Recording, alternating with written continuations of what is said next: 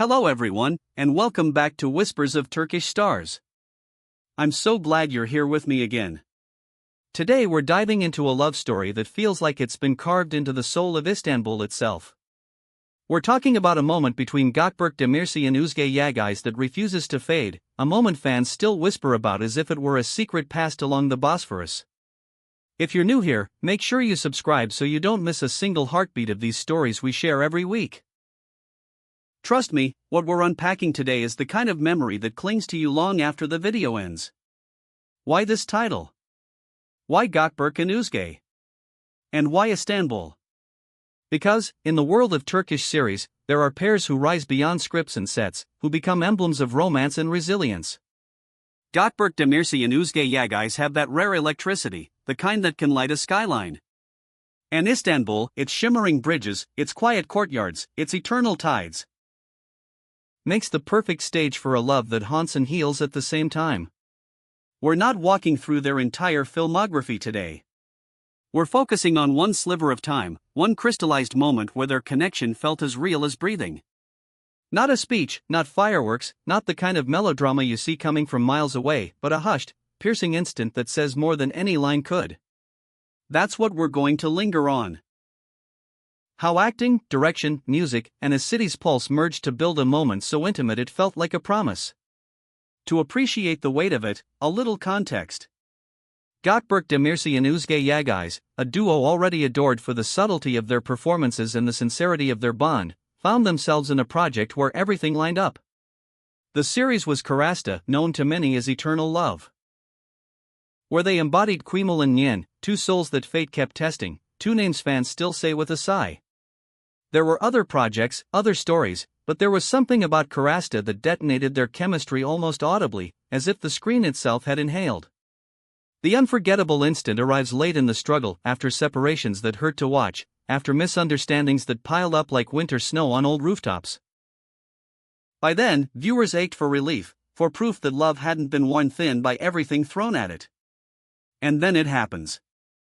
Not in a torrent of dialogue. Not in a sweeping declaration. It's quieter than that. Braver, too. Kemal meets Nyen again after a stretch of loneliness that felt endless. The air between them feels charged, but fragile, as if one wrong move could collapse the bridge they're both trying to cross. They stand there with more history than space. He doesn't stride in like a conquering hero, and she doesn't crumble into his arms. No.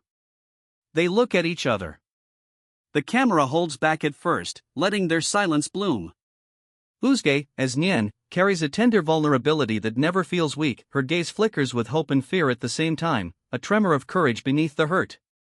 Gökberk's Quimel answers with a steadiness that's almost fierce in its gentleness. His eyes steady themselves on hers like an anchor dropped in deep water. The scene asks for patience, and they give it, showing a conversation that happens without words. There's a point when he takes a small step forward and the frame closes in, almost imperceptibly, until the world shrinks to faces and breath. The silence doesn't feel empty. It's full of apologies never said aloud, of memories that haven't faded, of the stubborn spark that refuses to die. You can hear the heartbeat of Karasepta's romantic compass in the score. That bittersweet melody that floats instead of pushing, that cradles instead of shouting. The music doesn't tell you what to feel. It makes room for what you're already feeling. The direction lets their micro-expressions carry the scene. Özge's Nyen blinks as if clearing away the mist of everything she's endured, and in that tiny motion you sense an entire journey. Gökberk's Quimel shifts his weight just slightly, as though ready to shoulder whatever storm still waits on the horizon. When they breathe in at the same time, it's like two separate stories finally finding one rhythm. What makes it unforgettable is its honesty. Nothing is polished to the point of artificial shine. Their tired smiles aren't glossy, their posture isn't pristine, and that's exactly why it feels true. Özge doesn't play fragility, she wears resilience that has learned to be gentle with itself. Gökberk doesn't play virtue, he radiates a quiet resolve that has been earned, not declared. In their eyes, you see an agreement that requires no contract. We survived, but survival isn't the end, love must be chosen again. Istanbul becomes their confidant. Imagine the edges of the scene blessed by the Bosphorus at dusk, the water catching a last trail of light like a secret being kept alive. Maybe the wind lifts a strand of hair, maybe a fairy horn hums in the distance, maybe a cat pads along the old stones as if it, too, knows the value of silence. The city adds texture, not noise. You feel the east and west embrace the moment like arms circling the shoulders of the story. The script's foundation is solid even when the words fall away. You can sense that pages led them here, previous conflicts and choices setting the stage for a pause that matters. Good writing knows when to speak and when to listen. In Karasta, the lines before and after the sequence frame the quiet like a gallery wall around a painting. The stillness is the art. The dialogue is the frame that protects it. Gökberk's look carries so many shades at once, a vow to be present, a regret for the pain that's been, a steady hope that dares to peek through. Özge's face answers with a softness that doesn't surrender. It's the softness of strength, the kind that says I will meet you halfway if you meet me honestly. Between them comes a silent, mutual yes. Yes to healing, yes to trying again, yes to all the hard work love requires when fantasy fades and real life begins. You've seen scenes that feel practiced, where the sparks look choreographed. This is the opposite. Their chemistry doesn't explode, it glows. It's in the way their eyes hold each other for a beat too long, in the breath caught before a word is spoken, in the instinct to protect the fragile progress rather than rush into grand gestures. It's a telepathy that only happens when two performers trust each other completely, and when two characters are written with the courage to be quiet. The lens treats Istanbul like a partner. Maybe the scene unfolds near a shoreline railing, water whispering secrets to stone. Maybe it's tucked into a small courtyard where ivy clings to a weathered wall, where the light pools warm and gold. The setting never steals focus, it offers a cradle. You can almost smell the evening air, see the last glow on the minarets, feel the hush that falls before night settles.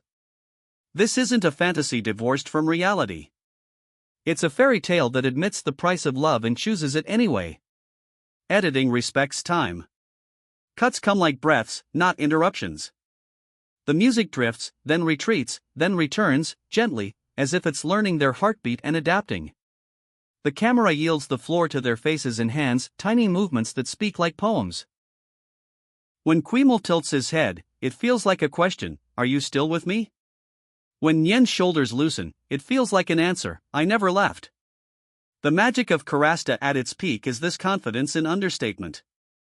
It trusts the audience to notice the quiet. It believes that love often lives in the spaces between words. Gökberk and Özge take that trust and repay it fully, giving a scene where the acting isn't a performance so much as a revelation.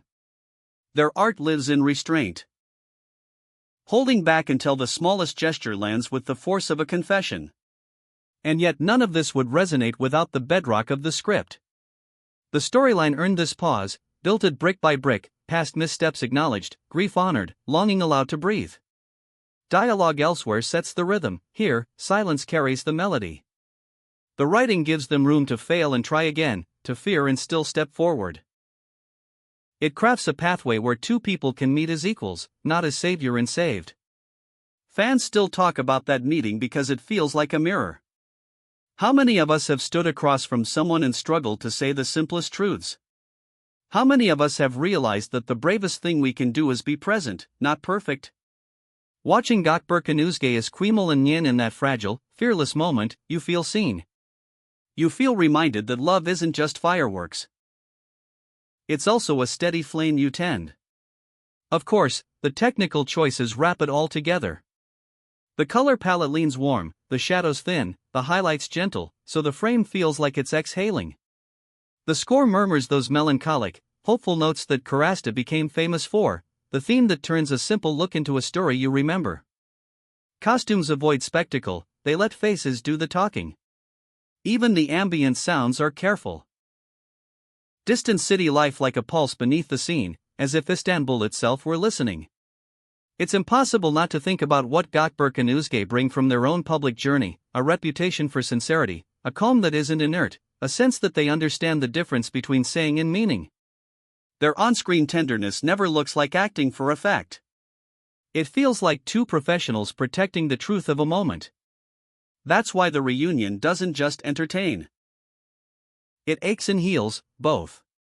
In the end, what lingers isn't a single line. It's a shared breath, a softened look, a quiet nod that resets the compass. You leave the scene believing in second chances, in patient love, in the kind of devotion that stops performing and simply shows up. Istanbul holds the secret. Karasta keeps it safe.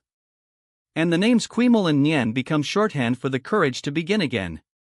This, more than anything, is the legacy of that scene. It proves that acting at its best isn't about the volume of your voice but the truth in your silence. It shows how direction that honors restraint, music that lifts without leading, and a script that trusts the audience can weave together into something rare. And when you place two artists like Gökberk Demirci and Özge Yagis at the center, the result is unforced and unforgettable. So today we celebrated one instant in Karasta, a sliver of eternal love that felt both intimate and universal. We saw how Istanbul becomes a character, how Karasepta's tender motif underlines the heartbeat, how a well-built narrative makes room for stillness to speak. Most of all, we watched two performers create a sanctuary where Quimel and Nyen could find their way back without grand speeches, just the courage to look and be seen. Thank you for wandering through this memory with me. I'd love to hear from you now. What's your favorite moment with Gökberk and Özge? Whether from Karasta or any other project that pulled you in? Which scenes from Turkish series have stayed with you, the ones you revisit like a familiar street at dusk? Share your thoughts below. I read every comment and they always become part of the conversation here. If this video stirred something in you, give it a like, it helps more fans find our little corner. Send it to someone who understands why we whisper about scenes like this. And if you haven't yet, subscribe to Whispers of Turkish Stars so you never miss the stories we'll keep unfolding together. Until next time, may your evenings be quiet, your music gentle, and your heart open to the moments that speak without saying a word.